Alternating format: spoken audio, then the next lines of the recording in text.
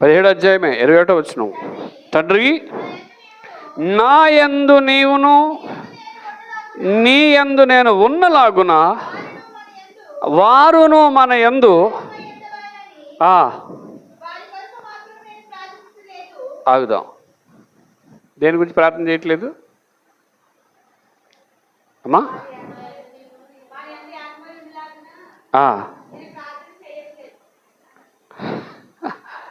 అమ్మ, మీకేం అర్థమైంది తల్లి? మీకేం అర్థమైంది? మళ్ళీ చదవవచ్చును, మీరు మనసులో చదువుకోండి, నాకు చెప్పండి. నా యందు నీవును నీ యందు నేనును ఉన్నలాగున వారును మన యందు ఏకమై ఉండవలెనని వారి కొరకు నేను ప్రార్థన చేయుటలేదు. అర్థమైందా? ఏమర్థమైంది? బైబిల్ అన్నీ అర్థమైనట్టు ఉంటే కానీ అర్థం కావు.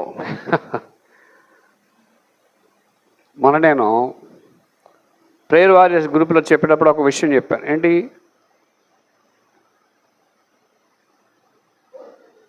దేవునికి అర్పణ అర్పించేటప్పుడు పులిసినదేది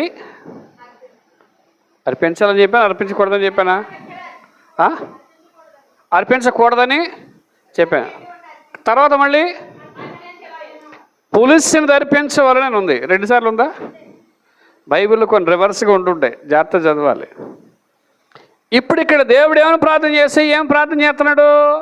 నీవు యేసయ్యా, నీవు తండ్రి అయిన దేవా, నీవు నేను కలిసి ఏకమై ఉన్నాం, మనలాగే వారు మనతో ఏకమై ఉండాలని ఏం చేయట్లేదు. ఇదేం ప్రార్థన? ఎందుకు చేయట్లేదు? మనము ఎందుకు ఈ ప్రార్థన చేసాడనంటే, యేసు ప్రభు వారు తండ్రి అయిన దేవుడు, కుమారుడు అయిన దేవుడు ఇద్దరూ ఒక్కటే. ఎవరండి? మీకు బాగా అర్థమని చెప్తాను. యోహాను సువార్త 14:23 మీరు చదివితే, ఇది మూసేయకండి, 14:23.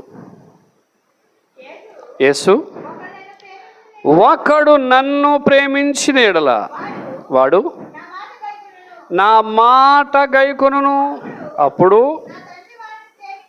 నా తండ్రి వానిని ప్రేమించు.